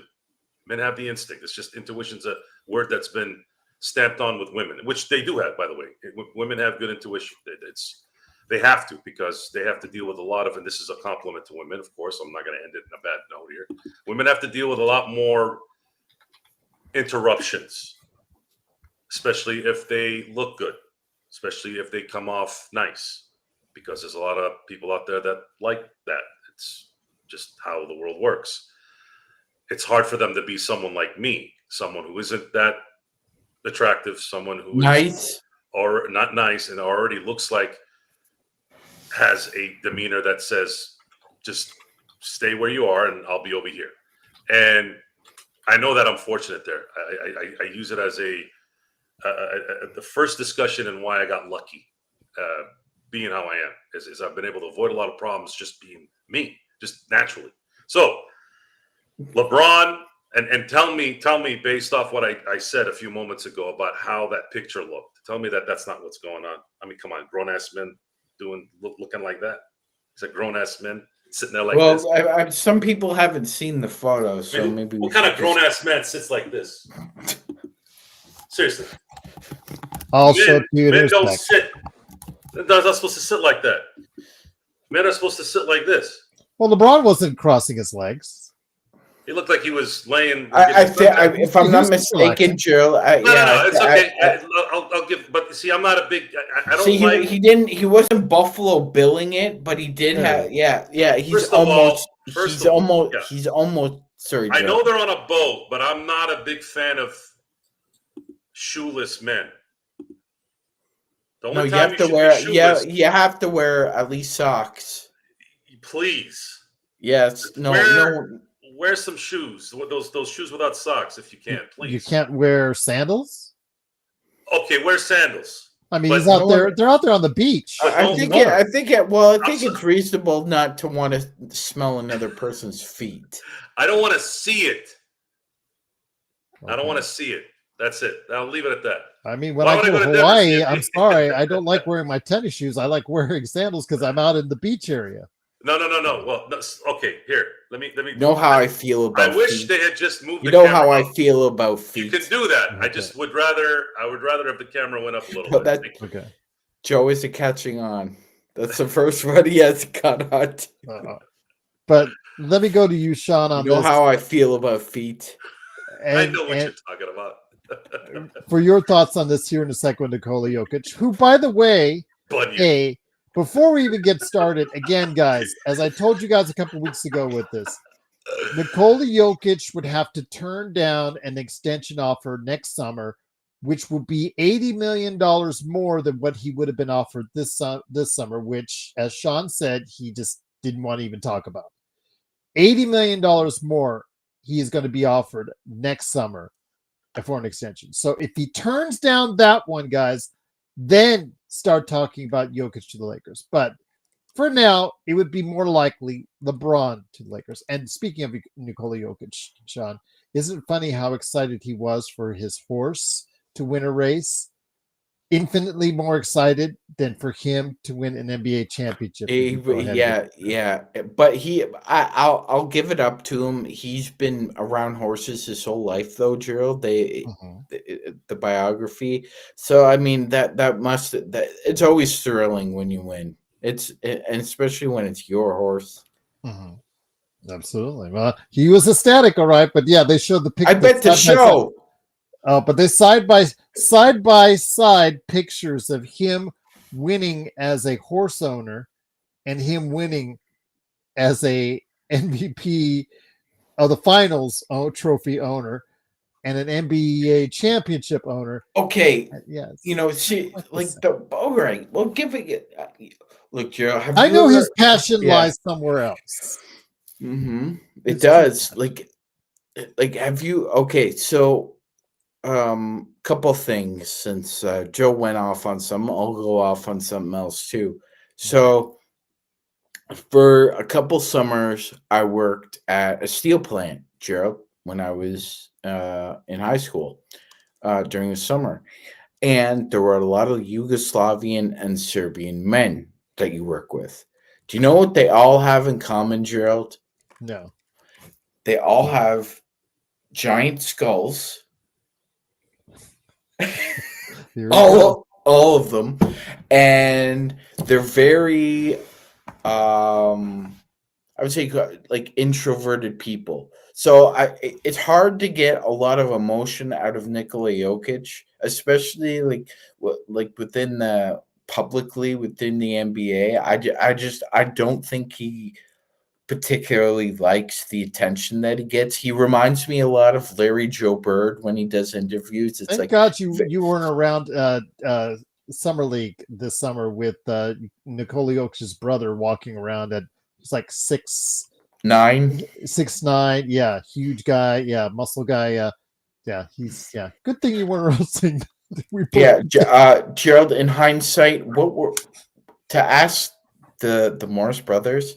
What the fuck were you guys thinking? Oh yeah, don't get me started on the Morris brothers. After what were you Word guys to the thinking? wise, back on the betting thing, Magic. For right here, going off another tangent, Joe and Magic. When you're in Las Vegas and you're given a marker, here's a tip: pay the marker, because the casinos don't forget. As Marcus Morris is finding out right now.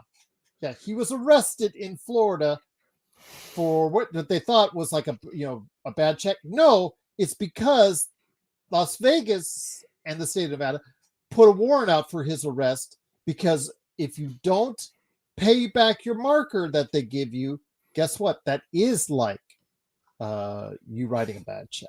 So there you go. That's a good screenshot there, Gerald. There you go. When you said marker, your face went into the camera. You should pause that and put it on your profile. No, thank you. I'll stick to your bug eyes with Nerlens Noel. I like that better on our profile right there.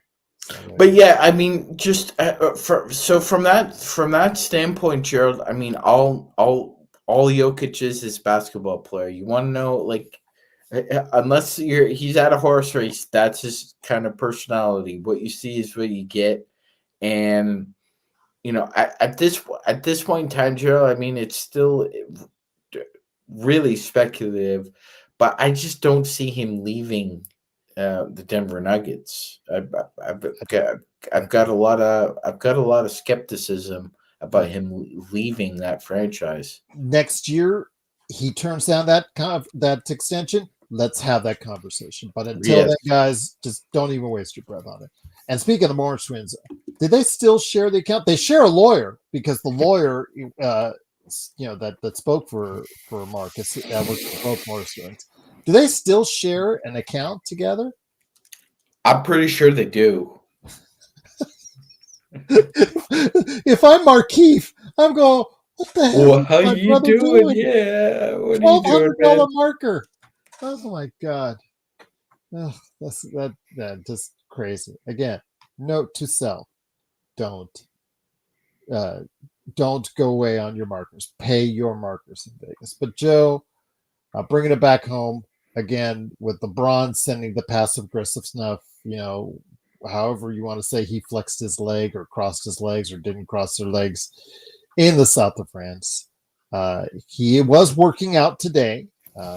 Obviously, hopefully motivated by what he saw from his teammate, Luka. But overall, getting back to close out the show, what do you think the sign, seeing Luka in such prime shape, being advertised all over the place, again, to your, I guess, disappointment because you wanted that saved for training camp? What do you think that says to the rest of the team? And what do you think is the message Luka should be saying or could be saying to the Lakers right now? I think what it does say, and we would have seen it when he played with Slovenia, so I'm not all in on how he should have done it. I think we would have already seen it, which is fine. If he wants to publicize it and maybe reassure everybody, hey, look, I got this. Here's what I've been doing. And these health certainly helped in that matter. These fitness magazines pay good money for you to advertise. There's a huge fitness market out there that are obsessed with going online and looking at people transform and do two things. Number one, say that they're on gear. That's like number one. It doesn't matter what you do, they're on gear. Everybody's on steroids, and it's usually an excuse for them not to do it. So they just get on just to say, oh, he's on juice, or he cheated, blah, blah, blah. And then the other is those who actually are doing it. So it's a big market. It's a big underground market. As far as how it's going to matter for the Lakers, I'm looking at this strictly in a selfish Laker way, and knowing that when you take, let's say conservatively, he dropped 25 pounds Sean? Would you say you dropped about 25 pounds? Mm-hmm. Okay, so to extrapolate that, you're talking about how many? You're talking about nearly 100. This number always changes whenever I research it, so I'm just going to stick to one number. It's essentially 100 pounds of pressure off his knees and lower legs. That's a lot of weight. That's a hell of a lot of weight that you're not going to have to, go up and down on a hardwood floor 82 games a year in the NBA. That hardwood floor in the NBA is much harder than the high school gym that you play at when you go to the 24-hour fitness. Well, and not only that, Joe. Think about this, right? Uneven ground when you're walking, you get that shock. There's a shock when your foot steps down on uneven ground. Imagine having that on a basketball court. And even when you're on a step mill, some call it a stairmaster, but the revolving step mill. If I go on that too much, my right knee tends to get a little sore every now and then. That's low impact level 3 going about 30 minutes. It improves everything. Improves your posture. Yes. So from a rejuvenation standpoint, he's not going to have to worry about recovery as much because the weight is off, and of course abuse on those joints. And this calf thing, not a lot of people have talked about this. That's a scary word now. Most of these Achilles tears always start in the calf, it seems. Halliburton, Durant, all these guys have that. And for all we know, probably Kobe. Kobe used to put the cover on him. Remember, he put the cover on his calf, the one that he tore. Why? Probably because his calf was always sore on that area. Needed it tight. So, well, not only that, Joe. A lot of people don't know this, but there's a pump system in your calf. You only have 2 pump systems in your body: your heart and your calf. And blood flow is extremely important for both. It's not a coincidence that the calf looks like a heart when you develop it, right? Yes. It is promising because imagine Luka not in shape and still able to drop. What did he drop as a Laker? 27 points? The 3 months he played? I think it was 27 overall. It was, but at one point it was 33. Okay, so it tailed off. So 30, let's round it up to 30. This man dropped 30 points, mentally shattered, just bought a $50 million home. He averaged 28 as a Laker. Just bought a $15 million home in which he thought he was going to live in for the next probably 10 years at the very least, and had to reroute to LA. And as much as I love the Lakers, LA versus Dallas are 2 different worlds, guys. LA used to be kind of, but lately it hasn't. So now he has to deal with that. And I know he can go to the rich areas, which aren't as bad, but we all saw what happened to that place not too long ago. So that's a whole thing. I'm not going to get into that story. But the thing here is he has made an announcement to the NBA, to the Lakers, that I am coming into this season in shape, better shape than I've ever seen him, by the way. I didn't even see him like this his rookie year. If this is this is where his mind is, God help you, NBA, because this guy's going to slaughter you. Just imagine, Joe and Sean, if he has another season like 23-24 where he averaged 34 points, 10 assists, and 9 rebounds. Yeah, I would not be surprised if he ends up being the first 30-10-10 player. And as Gerald said, don't please be completely and utterly dismissive of still photographs of him going up for a dunk and saying, "Well, that 42-inch vertical isn't far off." He's not Derek Jones Jr. He never was. He never will be. But he's got the mid-range of SGA, and he's got the bounce of Derek Jones Jr., and he can rebound like Kevin Love. Like, he's Luka Doncic. And he's not even anywhere close to 44 or 42. Michael Jordan was 48. And we all saw where he would jump. Yeah, the article incorrectly stated in an earlier version of it that he did 42 at the I think combine. LeBron is He 45. Yes. he never participated in the prime? combine. Yeah, I don't even remember him participating at the combine. Yeah, they had to correct their statement on that, but that was yeah. Chat GPT. It's just like these guys who go on speaking of the fitness that are saying that they were at 1% body fat. There's no such thing as 1% body fat. What? The only What? realistic number that you could probably get to is maybe 3. 3? Yeah, 3 and to then 5. Yeah. You're basically killing yourself, and you're doing a show, and you have to have the genetics, and you have to have this and this and this and this. I could never, my genetics would never allow me to get to 3% body fat. I could maybe get to 6 or 5, I would say. Probably 5 or 6, but not. Yeah, it's funny because some other outlets like the Sporting News, man, remember when the Sporting News was actually good way back when in the day? Mm-hmm. They are still got it posted on their site, an article feeding off this men's health about the 42-inch vertical. They created a whole story on that. And look, they were talking about it, so they got us. So they by lying, by clickbaiting, we got clickbaited. This is why I try to avoid these things. I was just seeing who is posting the 42-inch vertical. Yeah, I woke up a friend before I even saw it on our WhatsApp. A friend sent it to me. I looked at 42-inch vertical. I just could swear a no. Oh. It says his vertical is higher. Why'd you throw it away? I don't know what it's. Nobody. He get a NBA combine. I make you some enchiladas. Thank you. All right. With that, though, it is the Lakers fast break. I truly appreciate you joining us. And again, you're so right about that. It's hilarious. Luka's headed to Chicago.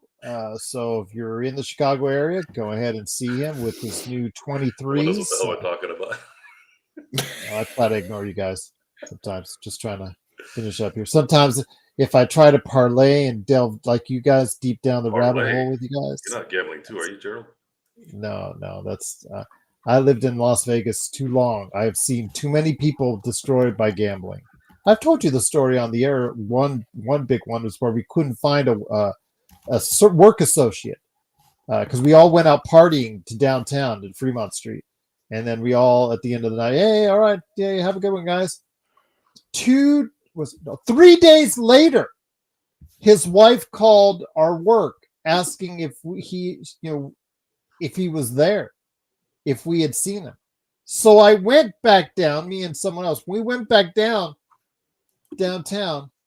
and we saw him still in the same clothes he was wearing 3 days ago, still gambling. Right there at Union Plaza. So there you go. It can take you over. I have seen it. I have seen it in the sports books. I've seen it at the casinos. I've seen it in my former casino life as far as working in the casinos. I have seen how it takes over people for hours and hours on end, and they don't win anything. And it's just sad. It's just absolutely sad. Please, if you have an issue out there, in all seriousness, call 1-800-GAMBLER. It's actually a real phone number. They're actually there to help you if you have a problem. So there you go. That's our PSA for the day.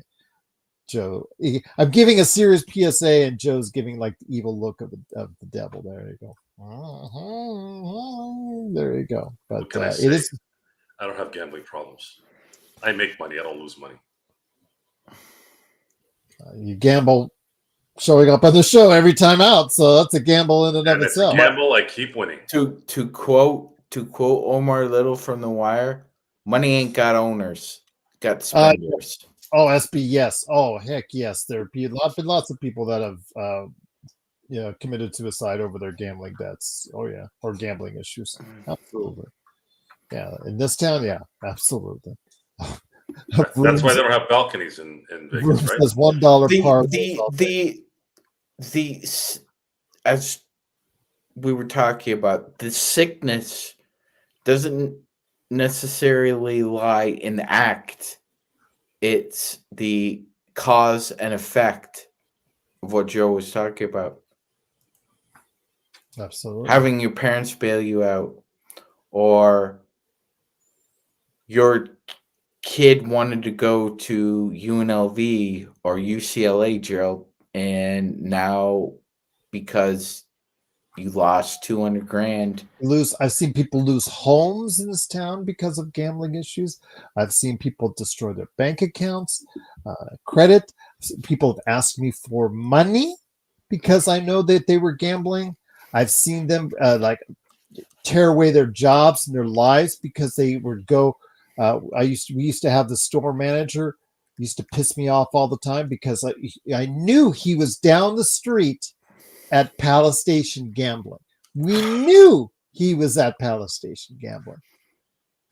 It pissed me off to no end. We're all busting our ass, and he was down. It just pissed me off. Don't get me started. This town teaches you a lot if you see it the way I see it, but I'll leave it at that. But again, it is, of course, the Lakers Fast Break. Joe Sorrell, please go ahead and check him out today on his playback channel, SimBlades and of course, the Joe Sorrell YouTube channel, and of course, Corrupt on Steam. And Magic Man Sean Grice, always great to have him here, the legend himself.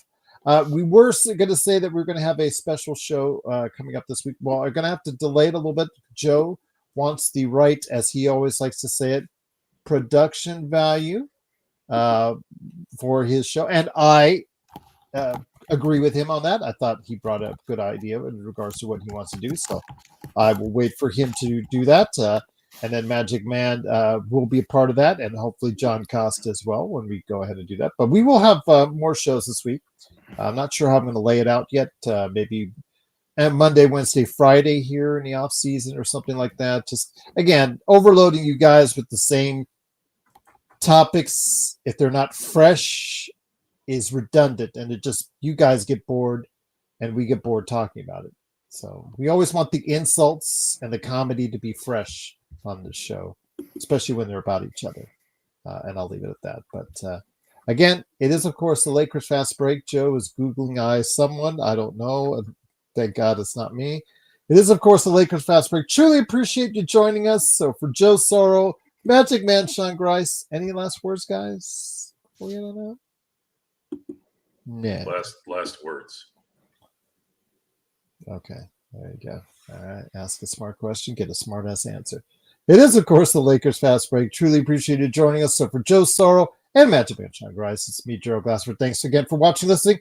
We'll be back next time, right here on the Lakers Fast Break podcast.